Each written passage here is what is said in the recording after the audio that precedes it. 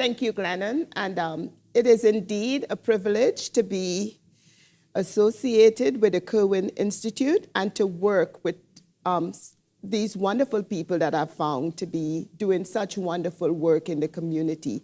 And to go into all the work that Kirwan is doing would be another presentation for another time, another place, and would be done better by these great folks that we have in the room here. So again, thank you, Glennon, and it is indeed a privilege to be with you all here today. As Glennon mentioned, I am going to talk today about critical thinking, empowerment, and behavior change as it relates to a low-income population.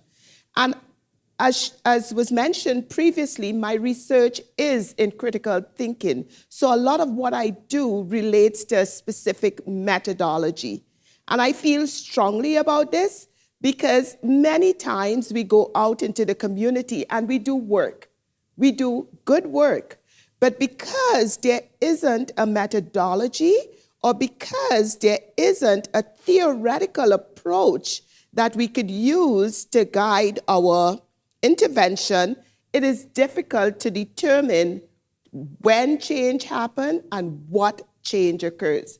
So for my work, I ground my work in critical thinking. So I did ask Glennon how long I should take, and she said, Ingrid, take as long as you like, but people will leave after an hour.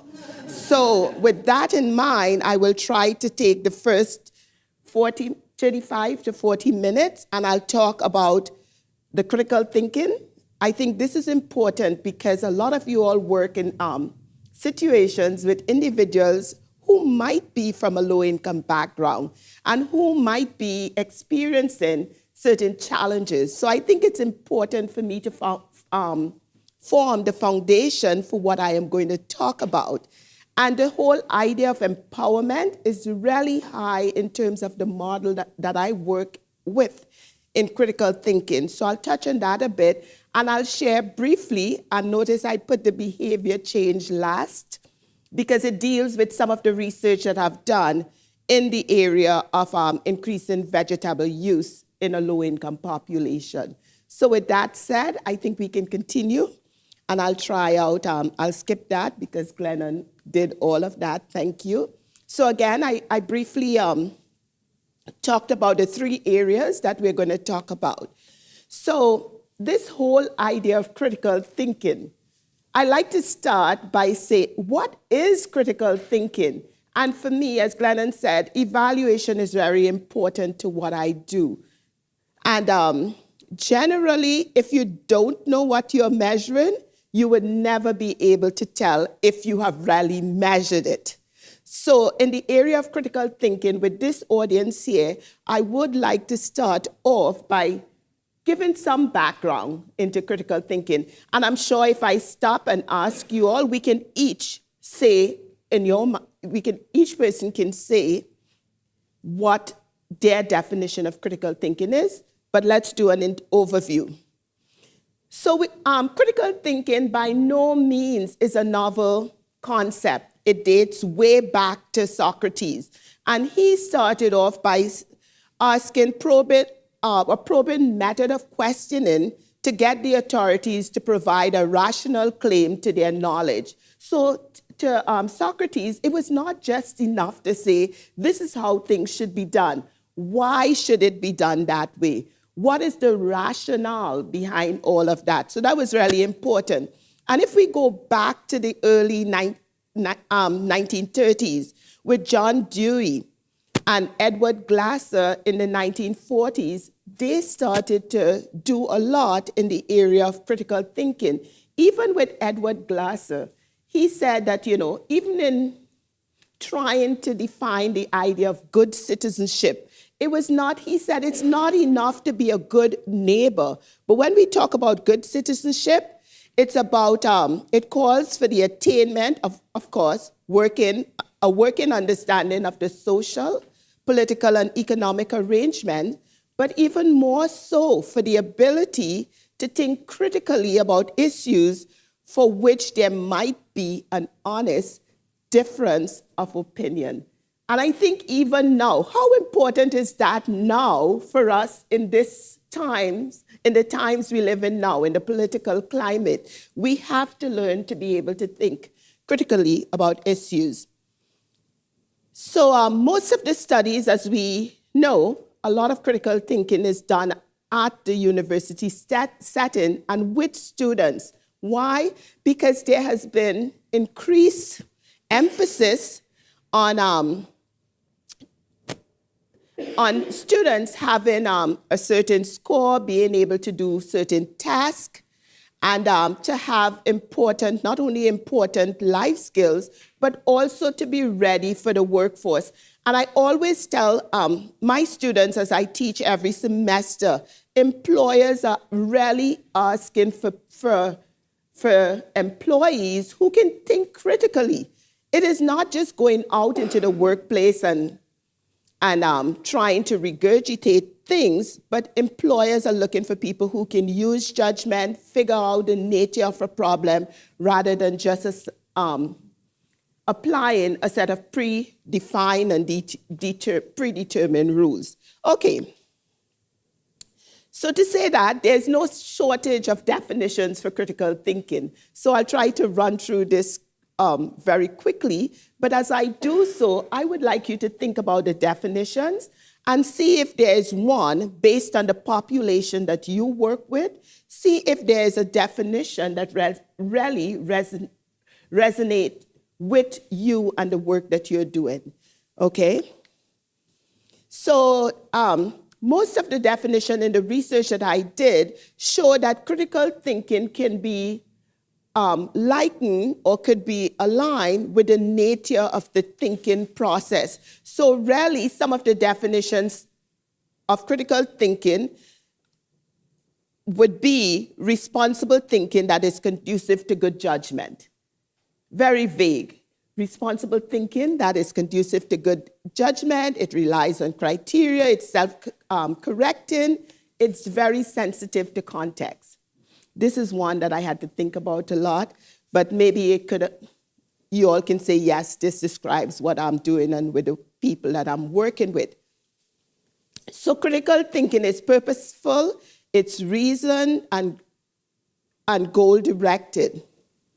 It's a process where one decides rationally what to do and what not to believe.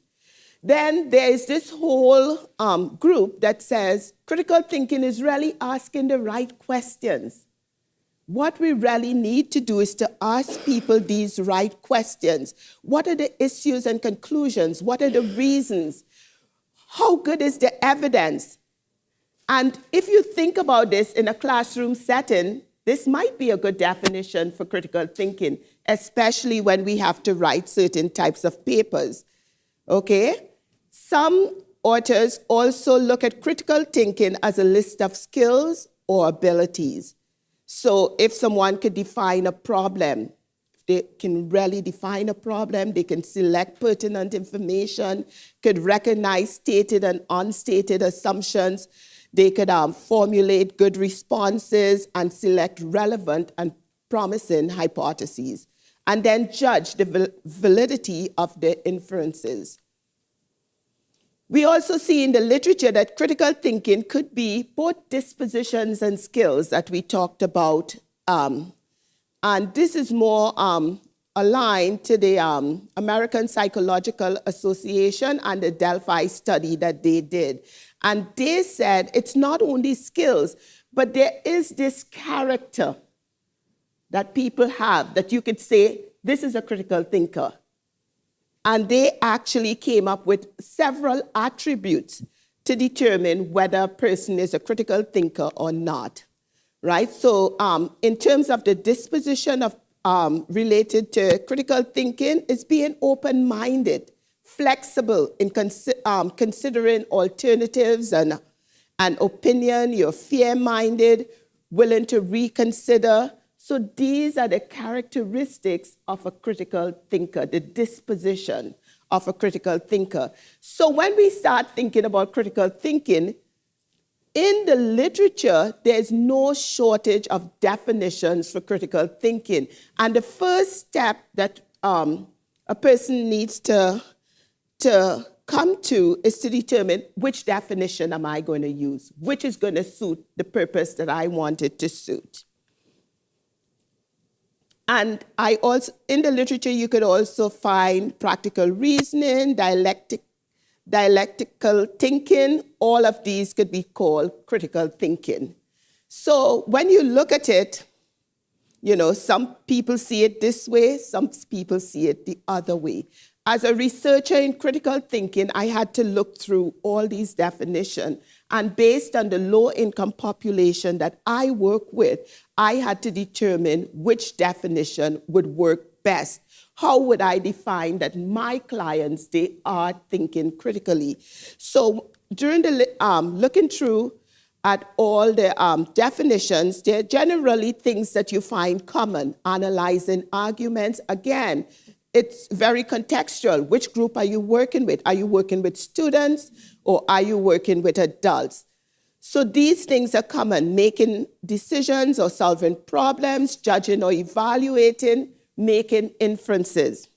One author did a great job on helping me determine how I am going to define critical thinking for my research based on everything that's out there.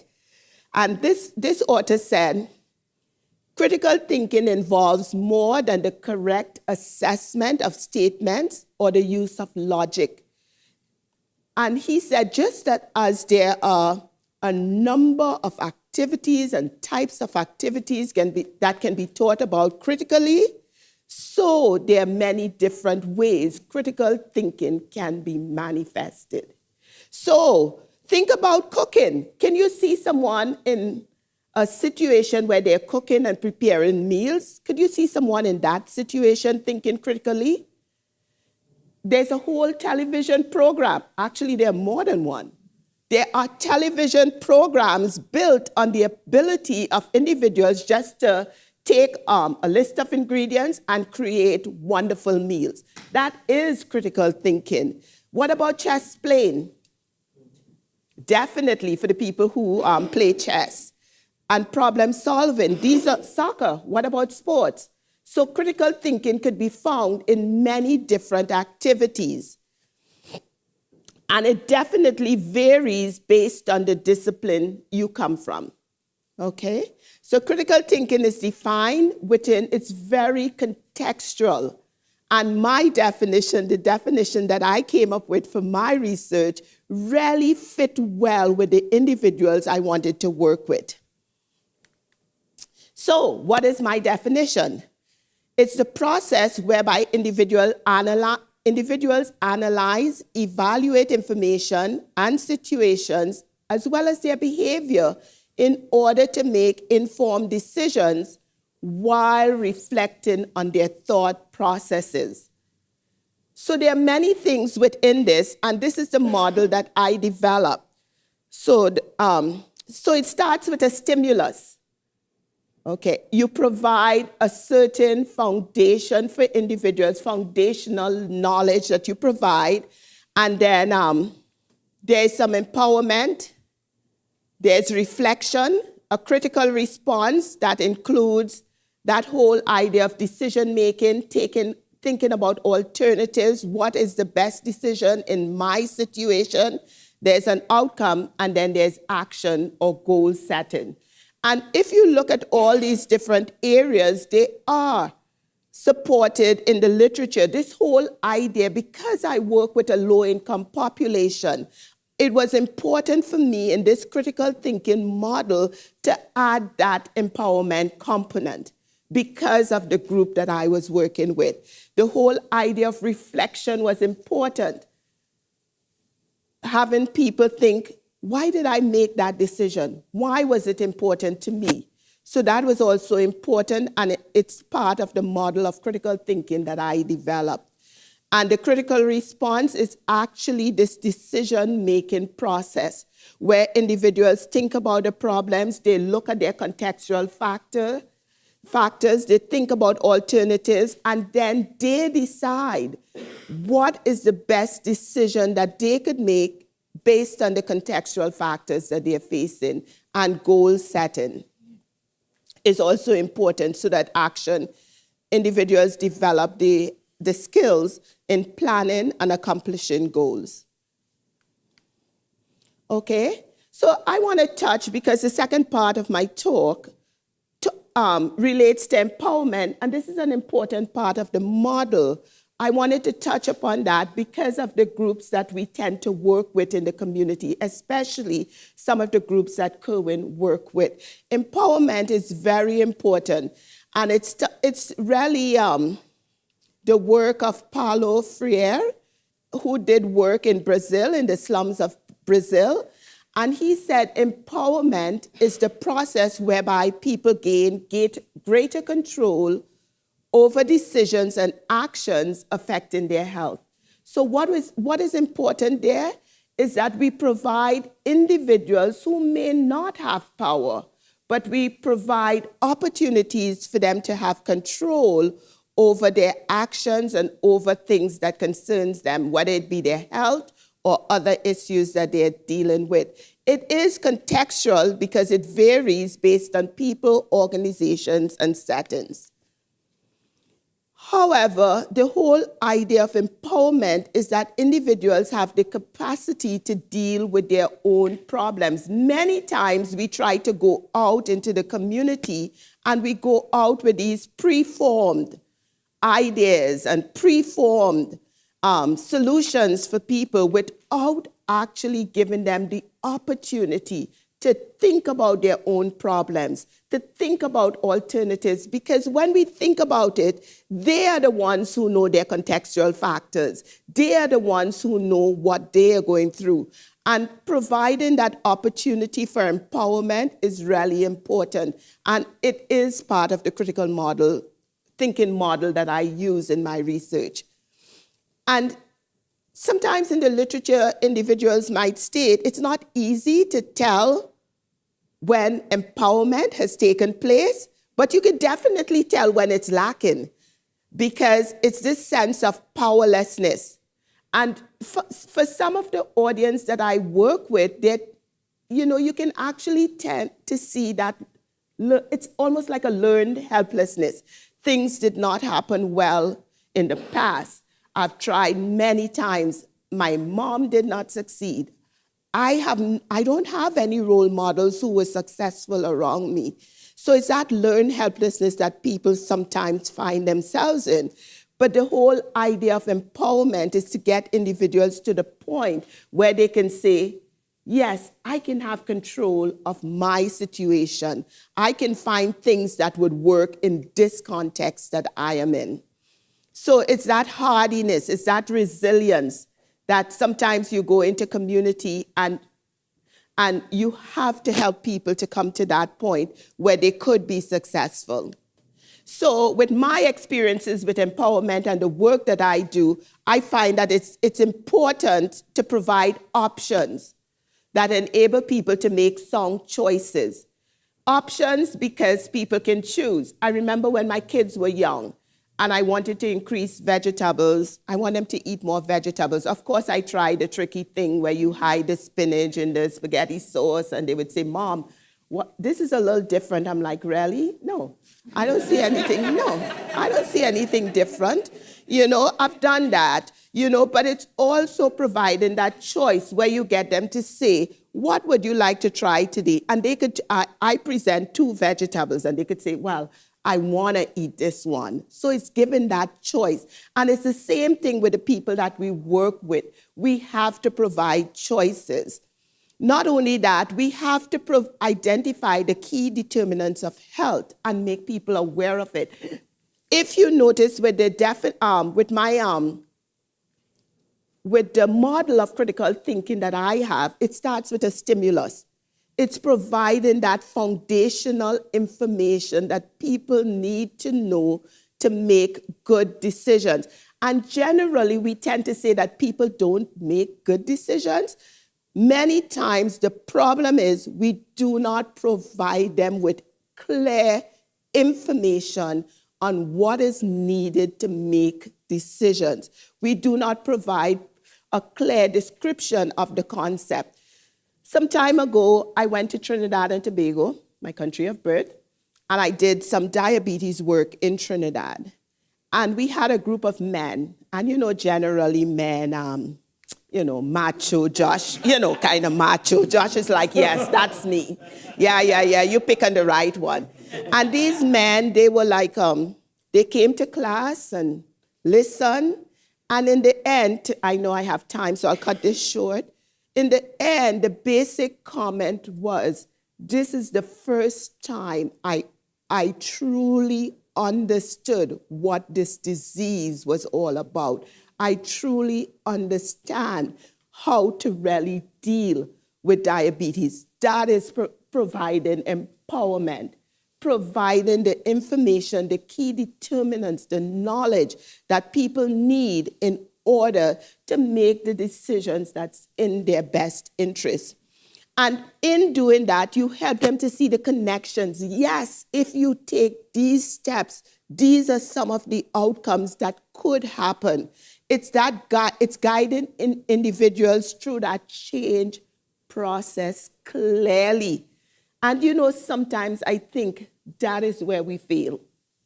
We do not provide that type of information, because how would people think critically if they do not have such a foundation on which to ground their thoughts and their actions in?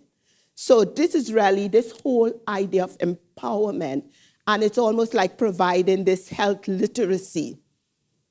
Right. I read this blog by Nicholson, and he worked with some young African-American men. And this is what he said. He was trying to get them to think critically. He said there's a lot of self-doubt, among the group of guys that he was working with. They make poor decisions, and sometimes it's really rooted in that self-doubt. So this whole idea of empowerment is really important when we work with individuals who might not be very powerful or do not have all that power when we work with groups like that. He said, and they experience repeated traumas and psychological pain, and there's always this load. There tends to be a load upon their shoulders that sometimes that is what impedes positive decision making. So that whole idea of empowerment, when we're working with groups who are who are not really where they need to be, we need to take time to think about that part of what we are doing. Okay, so we talked about my critical thinking model. We talked about the importance of empowerment, and reflection is another talk for another day. Also equally important, but I wanted to share how I've used this in the past. So this is a study that we conducted in Iowa where we tried to increase vegetable use we tried to get parents who were in Head Start, they were low-income parents, to increase vegetable use in their children. And I could have gone out and said, well, this is how you do it. I have some vegetables here, cut it up, put it in your children's food. That's not the approach that I use. So what I did, I used a critical thinking model. And of course, I wanted to increase knowledge. I wanted to increase attitudes related to offering more vegetables to their children. And I wanted to improve parents' critical thinking skills, most importantly, because the whole idea was for them to provide healthy choices in the area of vegetable and physical activity, to also increase physical activity in their children. And I have to say from the start that I sat in my graduate student office and I created this whole intervention, and I searched the literature and I did everything right. Oh my gosh, you talk about looking at studies, and I was planning, and all the time there was this halo on my head and I felt so good. And I'm like, yes, I am so positive this is gonna work. But when I went out into the, I'll put up the other things that we try to increase. But when I went out into the community and I worked with this group of parents, you know what I learned most? Those parents, they know how to solve their own problems. They do not need for me to come in with my little halo over my head and to feel that I am I have all these solutions. And to point out one thing that I did, we had group discussions, so parents learned from each other. And there was one time I wanted them to, and the whole thing was based on open-ended scenarios where they could solve problems. I could teach them to solve problems. And I prescribed a problem, and in my office, I sat down and I wrote out every possible thing that I think people can think about to solve this problem. But when I went into this situation, they blew me out of the water. No chance. I was like, why did I spend all that time? I could have just asked them. So in this one particular problem, I said, if you don't have money, very important problem, how could you serve your children more vegetables? And I thought I had all of this coming. I felt really good. I was like, I could answer anything. But this one person said, you know what could be done to solve this? First of all, we generally go to food pantries. We have limited dollars. Go to the food pantry first. Get the vegetables that they provide. And the vegetables that you want us to increase in our children's diet, with the limited income that we have, we could then use that to buy those vegetables because we already have some from the food pantry. And I had to actually lean myself up to keep myself from falling on the ground. I'm like, what? Oh my gosh, this is wonderful. Why didn't I think about that? Because it's not my problem. I have not been through that, and I cannot be expected to have answers for things that sometimes I have not lived through. And I know the life of a graduate student, it is not. We all know, I'm talking to grad students here. So the point I am making is that we have to provide those opportunities for people to solve their own problems. So let me tell you how we did this. It was experimental. We had 16 centers, and we divided them randomly. I'm sorry I can't point, but we had an experimental and a control group. We had a pre-test, post-test design. We didn't have a follow-up, but I would like to do, at Ohio State, do that repeat this study with a follow-up. So, of course, we had a questionnaire to measure knowledge, attitudes, critical thinking, and of course, physical activity so that we can know whether what we did really worked. Okay, and of course, we all know the whole idea, you develop a questionnaire, you look for validity and reliability, make sure the instrument was valid and it was reliable, and that was done. So what we did, we provided these scenarios in groups. And we worked with parents to think about how would you solve these problems. So we provided a stimulus, basic information first, and I wish I could still keep that diagram up, but I'll try to go back to it. And then we, each time parents came up with a solution, we had them reflect. Is this the best thing that you could do? Are you doing what's in the best interest of your child? So they're really thinking through these the scenarios and the situations. We also had that whole idea of critical response, where we said, what other alternatives, what other resources can you think about? So we provided opportunities for them to brainstorm and to think about these their problems. Another thing that I didn't talk about, we actually prepared recipes at the end. And what I learned from that, I learned that many times parents say that my kids don't eat vegetables. But you know why? It's because they don't offer it. Because when we did a pumpkin smoothie, and they're like, what? Pumpkin smoothie? No way, my child will not eat that. Drink, it was a smoothie. My child will not drink that. And we made it together with the child, and the child was asking for seconds. So parents really, sometimes you have to work with parents to make sure they offer their children vegetables and they be open. So we had 2 lessons, very short, and of course in the format that I talked about, where parents actually talked about problems, they help each other solve problems, and then we provided a recipe, and mainly the recipe was to build self-efficacy. parents can see that this is how things are done, and they feel, yes, I can go home and I can do this. And of course, they had to set goals for at the end of each sessions. So what we found at the end, of course, there was increase in knowledge. That was very significant. There was not an increase in attitudes, because we found that parents started off by having very high attitudes for offering vegetables to their children. And because their attitude was so high, there was very little room for them to increase. So this was not significantly different. They came in with high attitudes towards vegetables, and they left with high attitudes. So we didn't see a great change. And the sample size if it was larger, we would be able to realize that change. In terms of the level of critical thinking score that we used, that total score, because it was only 2 weeks, was not different.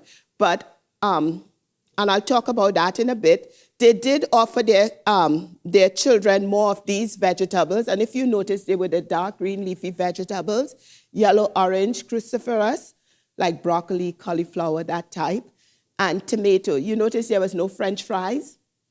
It's counted as a vegetable. You notice that ketchup was not included? That's counted as a vegetable too. Those were not the things that we were trying to improve. But the ones that we talked about and provided that foundational knowledge on why it's important to serve these things definitely increased. And there was some increase in physical activity. I said that, wonderful. I said there was not an increase in terms of this whole critical thinking score, because it was a complete score where they had to be able to look at alternatives. They had to be able to judge the importance of the decision they make and compare it to other things.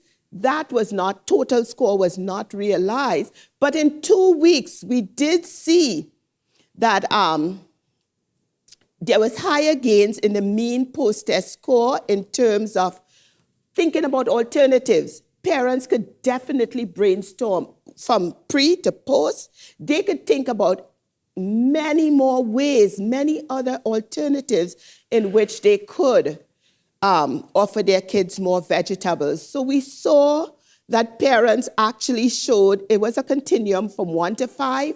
They came to that point where they were at 3, but were not able to do the higher level of making these reasoned judgment. And of course, in 2 classes, so telling us that maybe we need to work with them for just a bit more. Okay? Exactly what I said, the intervention provided parents, more than anything else, with opportunities to think about their behavior, think about alternatives, think about what they would do in a particular situation, and most importantly, to reflect on their behavior. And throughout that process, they were empowered to make this particular behavior change. Okay, so why critical thinking? I would leave that for our discussion. Why empowerment? I should have touched on that, and we should be able to answer that. And why behavior change? So those are the things that I'm going to use. Any generalization or any concluding statements that you can give, that is how we're going to sum up our talk today. So that's it from me. And critical thinking, as I shared with you, was very contextual. However, it can be applied, the principles can be applied to situations and with individuals that we work with, especially groups that we work with at Kirwan Institute. So with that said, I would leave it open for questioning.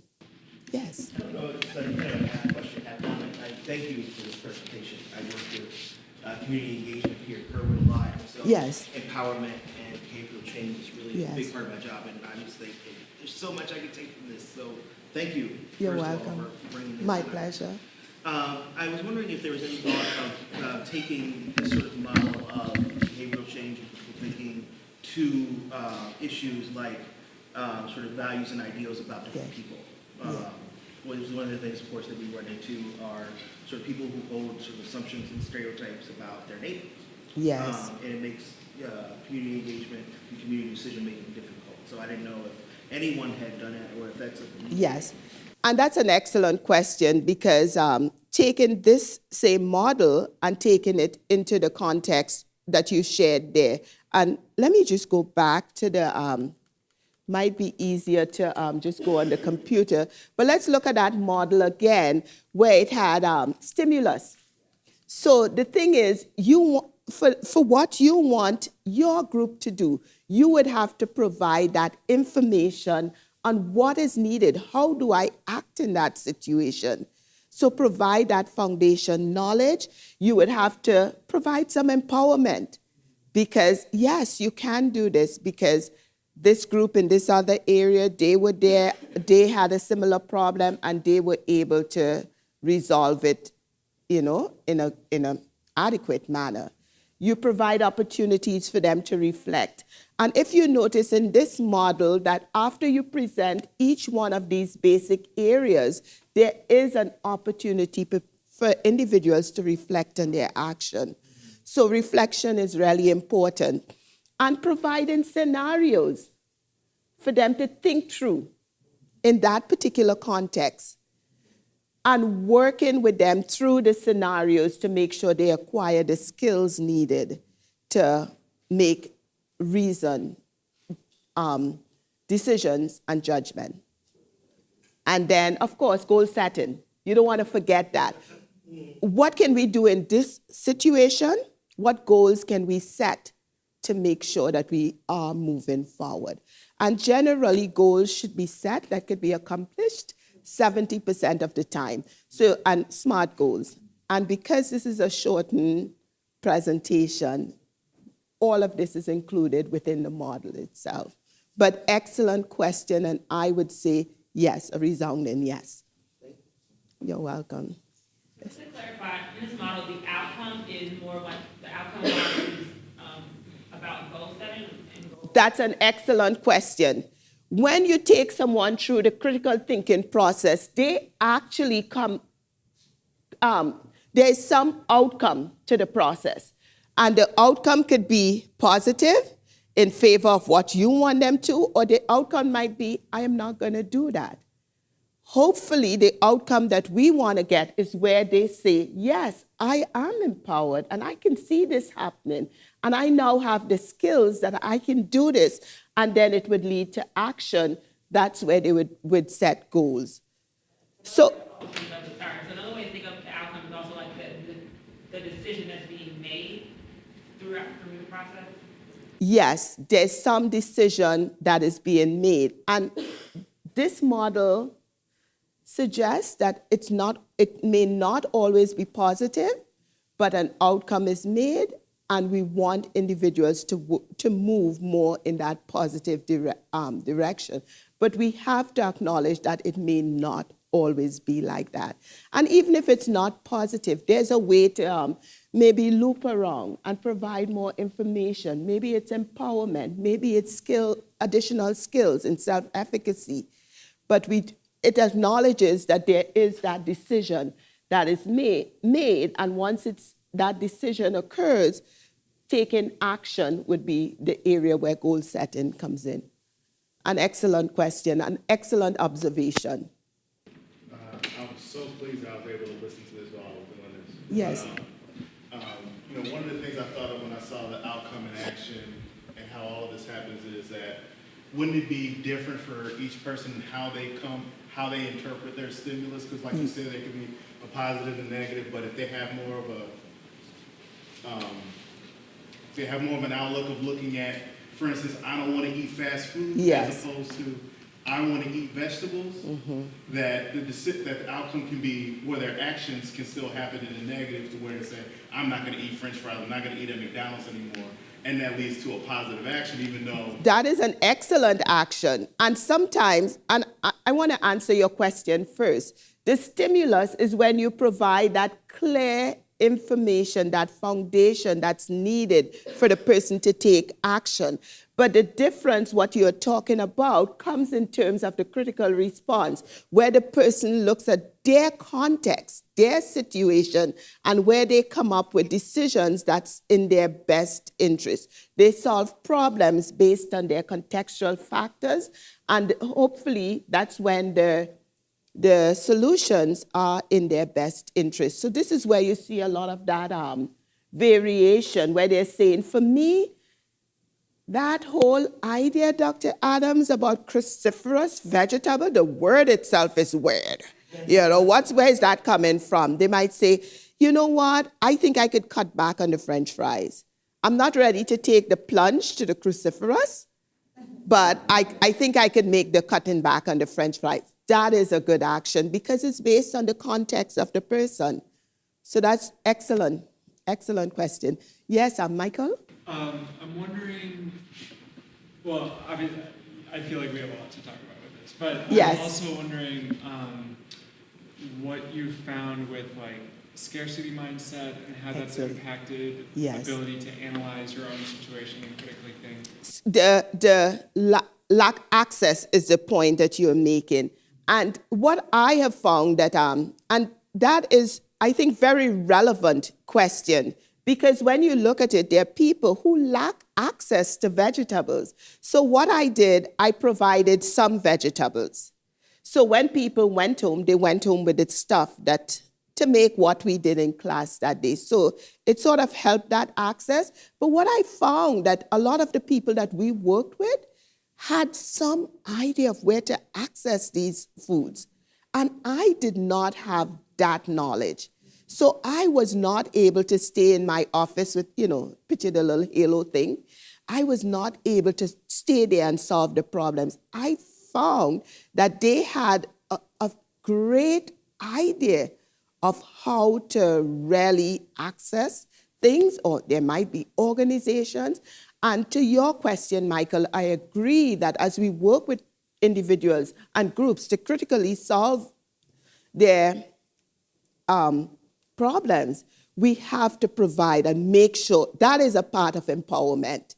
We cannot expect them to do these things if we do not even say, well, you can go to CD4 All People. You can go there, they have help. Local Matters is a great group. How about if you work with them? So you are providing that, but I also find that they have some sort of knowledge too, and this is collaborative. We need to draw upon the knowledge that they have. So to answer your question, it's like yes on both sides. An excellent observation. Thank you. Definitely. Have you found any research about the stress of poverty and how that impacts your critical thinking and reflection in general, and just general awareness of? Yes. And you're talking about factors that impact individuals and the decisions that they make. And I have not, I would say, to answer your question directly, I have not looked at stress, but in my present job, this is what I am working on at Ohio State. So definitely something that should be included in that whole research piece. But this whole idea of empowerment, I found to be very, very, a strong indicator that when people are empowered, it's almost like, yes, I can do this. I now have the knowledge, I now have the skills. It might be stressful, but I feel I can do this. So to test and to determine, is it whatever model we use, it's whatever statistical model we can use to tease out the effect of stress would be a good approach to look at. Yes, So the examples you've given so far are about changing individual behaviors. Yes. Getting individuals to do something. How do you adapt this when the desired outcome is a collective action? So, empowering people to act politically or... Excellent.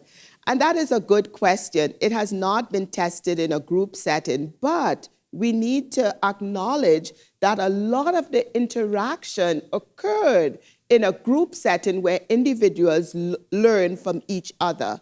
And I want to go back to the importance of that stimulus, providing that information on how people should act in that setting that you are talking about. How do you talk about political issues? How do you provide in that context? That's really a stimulus to start the critical thinking process. So the stimulus can the type of situation might change, but the importance of providing a stimulus does not, because it's the foundation, it's the scaffolding, what people need to go through whatever process they need to think about critically, whether it be a political setting. And I think if it's a group, the intervention was done in a group setting. And I think that in itself, in group situations with adults tend to learn, they bring experience, their own experiences into the situation, and they also learn from each other. So I would say yes, and it would be something nice to actually test. Wonderful question, thank you. Karima? Yeah, so this idea of stimulus seems like quite the balance, because on one hand you want to provide the knowledge and information, but on the other hand you don't want to label a community in such a way that it's perpetuating that learned helplessness and self-doubt, right? So one community we worked with and are working with, in initial contact, meeting with the community members, we're going in and, we work in food insecurity. So I had an issue with like the labeling, and I'm still kind of struggling on how to work with this, but you want to go in and say, this is the information, there are high rates of insecurity, in your community, but at the same time empower them. So how do you, balance the giving the information, but at the same time giving them a sense of like empowerment and control? Yes, and that's an excellent question, Karima.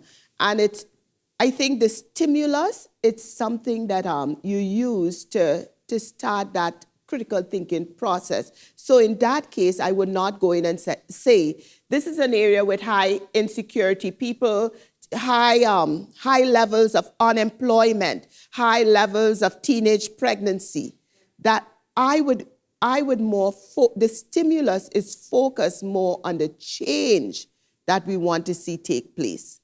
So in that community, what would you identify as that change? That you're working with. If you could get at that is your stimulus. Yes, there are facts, and I did talk in my intervention, I talk about that individuals are not meeting recommendations generally. They're not, and this is how you do it, and then after we went into the situation.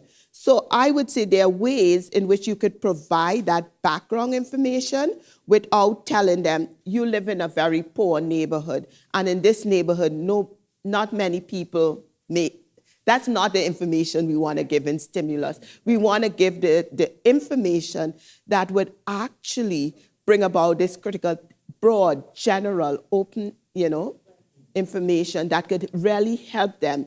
And it's really, after you give that information, that empowerment piece must be there. In my mind, that worked for me in terms of empowering your particular audience to take action. You're welcome. Oh, let me go here, and because I know Glennon so well, I'll put her after you. She wouldn't mind. My question's a little rough in my mind, but let me try to work it out.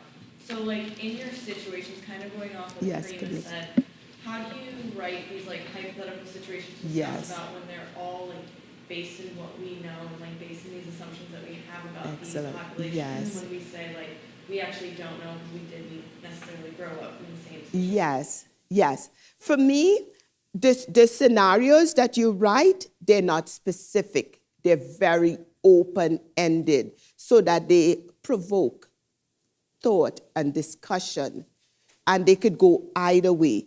This individual works at, she gets vouchers from WIC. She is just concerned that she does not have enough money to buy vegetables for her children.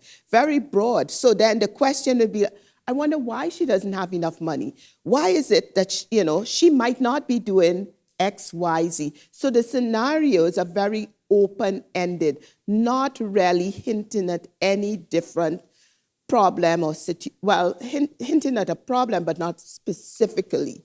So I think that when it's like that, then you could create discussion. For example, the political part, not saying this person is affiliated with, I'm being very careful here.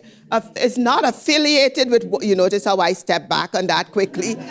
This person is not affiliated with one party, red or whatever, So being very general, like in this situation, this was done. How would you, leaving it open so that people could say, did this person have a particular affiliation to a party? Is this person more on that area? You're not giving them that answer, but you're leaving it open for them to bring in that in the discussion. Yeah, but excellent question. Thank you, Glennon.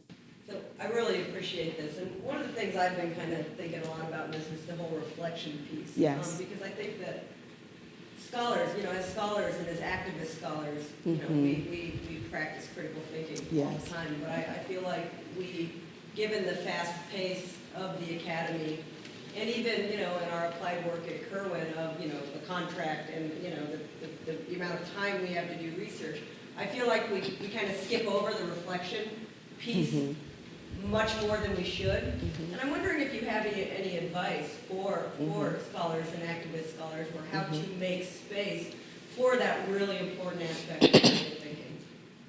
Excellent question. And from your question, Glennon, I think it's not only making space, because we tend to think that we go through a whole intervention and at the end, let's stick in some reflection. This is not like that. In this critical thinking and in the model that I develop, you create and you build opportunities throughout that intervention, right? Once you take action, let's reflect. Opportunities, maybe a think tank.